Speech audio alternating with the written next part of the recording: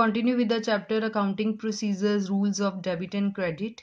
In this video, we are going to discuss question number 11, and question number 11 is put the following on the proper side of cash account, a debtors account and a creditors account. इस question में अब आपको बोला गया है कि आपने cash account बनाना है, आपने एक डेटर्स अकाउंट बनाना है और आपने एक क्रेडिटर्स अकाउंट बनाना है और कुछ ट्रांजेक्शन्स आपको गिवन है। ये क्वेश्चंस दूसरे क्वेश्चन से थोड़ा सा अलग है क्योंकि इसमें हमें एक ही अकाउंट बनाने के लिए कहा जाता था, बट इसमें 3 अकाउंट है, सो इसको ध्यान से समझेंगे। सबसे पहले जैसे क्वेश्चन में आपको कैश अकाउंट बोला गया है तो यहां मैंने लिख लिया कैश अकाउंट। अब कैश अकाउंट बनाना है। कैश मेरे लिए क्या है? कैश एक मेरे लिए एसेट होता है। एसेट का क्या रूल हम पढ़ते हैं? अगर एसेट में इंक्रीज आ रहा है मतलब प्लस हो रहा है तो उसको हम क्या कर देंगे? डेबिट। और अगर एसेट हमारी डिक्रीज कर रही है, इसमें कुछ ना कुछ कमी हो रही है, तो हम उसको क्या कर देते हैं? क्रेडिट। सो डेबिट साइड हम क्या लिखते हैं? अगर एसेट में हमारे क्या आ रहा है? इंक्रीज, कोई ना कोई प्लस हो रहा है, अमाउंट लिख लिया। क्रेडिट साइड हम लिखते हैं अगर हमारी एसेट में कोई डिक्रीज आ रहा है मतलब माइनस हो रहा है, और अमाउंट लिख दी, यहां लिख दिया क्रेडिट। अब एक बात का और ध्यान रखना है, कैश अकाउंट में सिर्फ कैश वाली ट्रांजेक्शन्स जाएंगी और कोई भी ट्रांजेक्शन इसमें नहीं जाएगी। फर्स्ट है sold goods to Sanjay on credit. Sanjay को उधार पे गुड्स बेची गई, तो इसमें तो कैश की बात ही नहीं हो रही। एक तो संजय की बात हो रही है और एक सेल्स की बात हो रही है, तो कहीं कैश का जिक्र तो हुआ ही नहीं, तो इसको हम कैश अकाउंट में नहीं लिखेंगे। Second, sold goods to Mohan for cash. अब मोहन को हमने गुड्स बेची हैं कैश के लिए, तो इसका मतलब क्या हुआ? कैश के लिए गुड्स बेची हैं तो कैश में इंक्रीज आएगा? बिल्कुल आएगा, क्योंकि जब हमने मोहन को गुड्स बेची तो हमें कैश रिसीव हो गया, तो कैश हमारे पास अब आ रहा है, तो इसको हम क्या कर लेंगे? डेबिट कर लेंगे। सो सेकंड ट्रांजेक्शन में मोहन से हमें कैश मिला, सो मैंने कैश लिख लिया 20,000। थर्ड ट्रांजेक्शन है purchase goods from Ram on credit. Ram से उधार पे गुड्स खरीदी गई, तो यहां तो पैसे का जिक्र ही नहीं हुआ, कैश का जिक्र ही नहीं हुआ, राम और परचेजेस की बात हुई है, तो ये ट्रांजेक्शन कैश अकाउंट में नहीं आएगी। Cash received from Sanjay.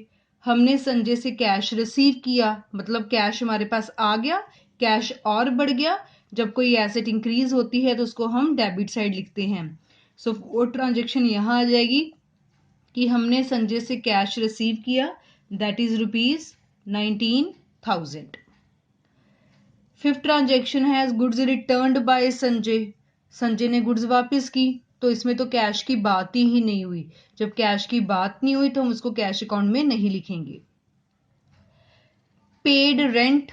अब जो रेंट है वो खर्चा है, और खर्चा हमेशा पैसों में दिया जाता है, तो फॉर कैश अगर नहीं भी लिखा तो पेड वर्ड तो लिखा ही है कि रेंट दिया गया है, तो रेंट हम कैश में ही देंगे।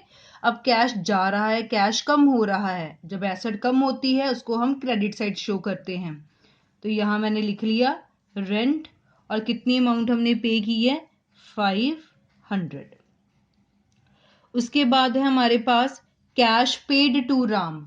राम को कैश पे किया, जब राम को कैश पे किया तब भी कैश कम हो गया और कैश की बात भी हो रही है, सो कैश कम हुआ, एसेट कम हुई, तो हम क्रेडिट साइड को दिखा देंगे कि राम को पैसा पे कर दिया 15,000।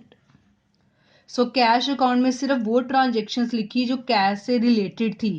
कैश एक एसेट होता है और एसेट का रूल अडॉप्ट करके debit side increase, credit side decrease, हमने सभी ट्रांजेक्शन्स को लिख लिया। अब डेबिट और क्रेडिट को इक्वल करना है, तो 20,000 प्लस 19,000 यहां बन रहा है 39,000। 500 प्लस 15,000 इस साइड बन रहा है 15,500। तो क्रेडिट साइड कम आ रही है, जौन सी साइड कम आएगी उसमें हम क्या लिख देते हैं? बैलेंस।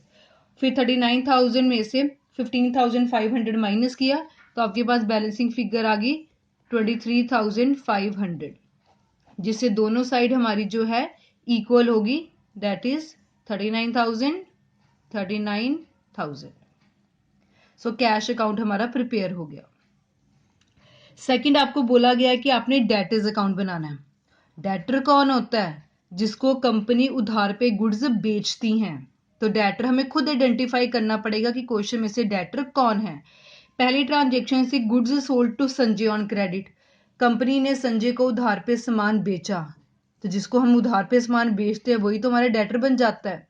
मतलब हमें किसका अकाउंट बनाना है? संजय, और संजय कंपनी के लिए कौन है? एक डेटर। सो मैंने सेकंड अकाउंट बना लिया संजय, और मैंने ब्रैकेट में लिख लिया डेटर अकाउंट।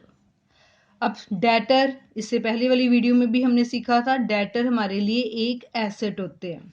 और एसेट का रूल क्या होता है? अगर एसेट इंक्रीज कर रहे हैं मतलब प्लस हो रहे हैं तो डेबिट, और अगर एसेट डिक्रीज कर रहे हैं माइनस हो रहे हैं तो मतलब क्रेडिट।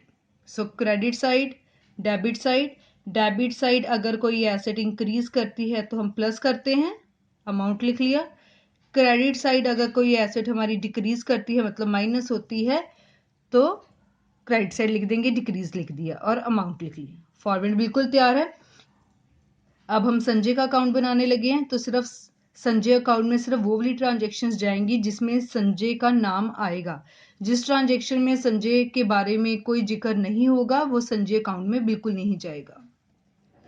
सो हमारी फर्स्ट ट्रांजेक्शन थी sold goods to Sanjay on credit. Sanjay को गुड्स बेची गई उधार पे। जब संजय को गुड्स बेची तो संजय हमारा डेटर बन गया, एक न्यू अकाउंट खुल गया कंपनी में कि संजय एक हमारा डेटर न्यू आ गया है 50,000 रुपीज के साथ। सो एसेट हमारी इंक्रीज कर गई क्योंकि डेटर्स हमारे बढ़ गए। सो फर्स्ट ट्रांजेक्शन में मैंने लिख लिया संजय को गुड्स बेची हैं, सेल्स लिख लिया with ₹50,000। Moving to next, sold goods to Mohan for cash. यहां तो संजय की बात ही नहीं हो रही, ये ट्रांजेक्शन हम स्किप कर जाएंगे। Purchase goods from Ram on credit, या फिर संजय की बात नहीं हो रही, हम ये ट्रांजेक्शन भी स्किप कर जाएंगे। कैश रिसीव्ड फ्रॉम संजय, अब संजय ने हमें पैसे दे दिए। जब संजय हमें पैसे दे देगा तो हमारे डेटर्स कम हो जाएंगे। डेटर्स मतलब एसेट कम हो जाएंगे। जब एसेट कम होंगे तो हम उसको क्रेडिट साइड लिखेंगे विद ₹19,000। सो उसने हमें 4 ट्रांजेक्शन में पैसे पे कर दिए। सो हमने कैश लिख लिया जिससे हमारे डेटर्स कम हो गए 19,000। नेक्स्ट है goods returned by Sanjay 2,000। Sanjay ने हमें 2,000 की गुड्स जो है रिटर्न कर दी, तो यहां भी संजय की बात हो रही है तो संजय अकाउंट में लिखेंगे। अब जब संजय ने हमें गुड्स ही वापस कर दी तो उसके लिए वो हमें पैसा भी नहीं पे करेगा, और जिससे हमारे डेटर्स हैं कम हो गए। जब डेटर्स एसेट कम होती है तो हम क्रेडिट साइड दिखाते हैं।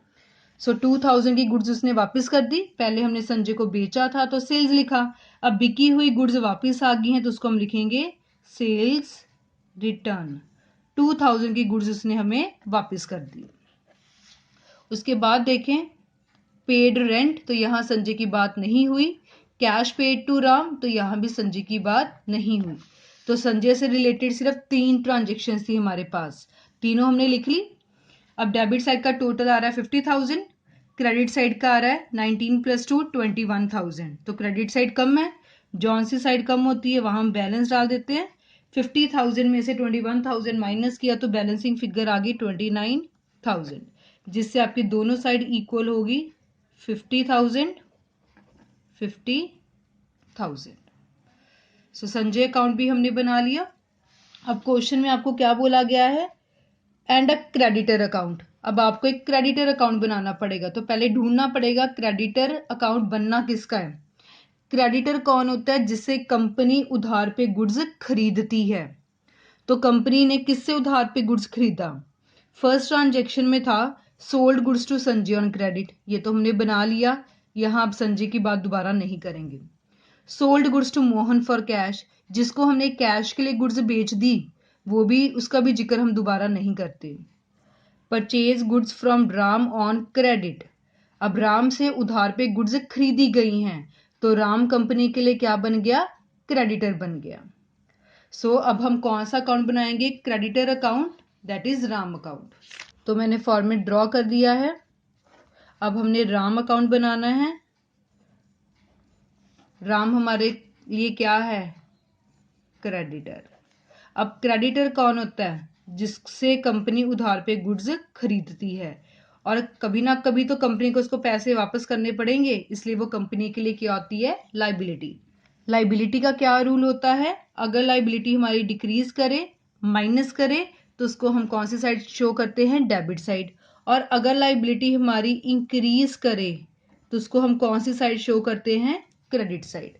लाइबिलिटी का ऑपोजिट होता है एसेट से। So debit side. अगर लाइबिलिटी आपकी क्या करे? डिक्रीज मतलब माइनस, ये मॉडर्न रूल्स के अकॉर्डिंगली कर रहे हैं। और अगर आपकी लाइबिलिटी इंक्रीज करे मतलब और बढ़ जाए तो उसको हम कौन सी साइड शो करते हैं? Credit side. सो हमने लिख लिया। अब राम अकाउंट में सिर्फ राम से रिलेटेड ट्रांजेक्शन जाएंगी। सो एक थर्ड ट्रांजेक्शन थी, purchase goods from Ram on credit. Ram से उधार पे गुड्स खरीदी गई। जब राम के उधार पे गुड्स खरीदी गई तो कंपनी की लाइबिलिटी बढ़ गई, तो बढ़ गई है, इंक्रीज होगी तो क्रेडिट साइड शो कर देंगे। सो हमने लिख लिया थर्ड ट्रांजेक्शन जो है दैट इज परचेजेस हमने की है राम से उधार पे विद ₹25,000। उसके बाद फोर्थ ट्रांजेक्शन में था कैश रिसीव्ड फ्रॉम संजय, तो इसमें राम की बात नहीं हुई, ये हम नहीं लिखेंगे। गुड्स रिटर्न्ड बाय संजय, तो यहाँ भी राम की बात नहीं हुई तो हम नहीं लिखेंगे। पेड रेंट, यहाँ भी राम की बात नहीं हुई तो हम नहीं लिखेंगे। कैश पेड टू राम, तो यहाँ राम की बात हुई है, हमने राम को पैसे दे दिए। जब हम राम को पैसे वापस कर देंगे तो हमारी जो लाइबिलिटी है वो कम हो जाएगी, डिक्रीज हो जाएगी। डिक्रीज हो जाएगी तो हम डेबिट साइड शो कर देंगे। 7 ट्रांजेक्शन हमने कैश पे कर दिया राम को 15,000। तो इसके बाद और कोई ट्रांजेक्शन नहीं है हमारे पास। इक्वल करना है, क्रेडिट साइड आ रहा है 25,000, डेबिट साइड आ रहा है 15,000, डेबिट साइड कम है तो बैलेंस जो है वो हम डेबिट साइड शो कर देंगे। कितना? 10,000 माइनस करके, जिससे दोनों साइड इक्वल होगी 25,000 25,000। सो क्वेश्चन नंबर 11 में आपको 3 अकाउंट बनाने के लिए बोला गया था, कैश, डेटर एंड क्रेडिटर, तो तीनों हमने बना लिए। कैश और डेटर हमारी एसेट होते हैं तो उसमें हमने मॉडर्न रूल ऑफ एसेट का यूज किया। अगर इंक्रीज होगा डेबिट, डिक्रीज होगा क्रेडिट। क्रेडिटर एक हमारी लाइबिलिटी है तो लाइबिलिटी का भी हमने मॉडर्न रूल यूज किया। अगर डिक्रीज करेगा तो डेबिट, अगर इंक्रीज करेगा तो क्रेडिट। बस आपको रूल्स याद होने चाहिए और उसके अकॉर्डिंगली आप बहुत ईजिली जो है टी शेप अकाउंट बना लेंगे। So this was about question number 11.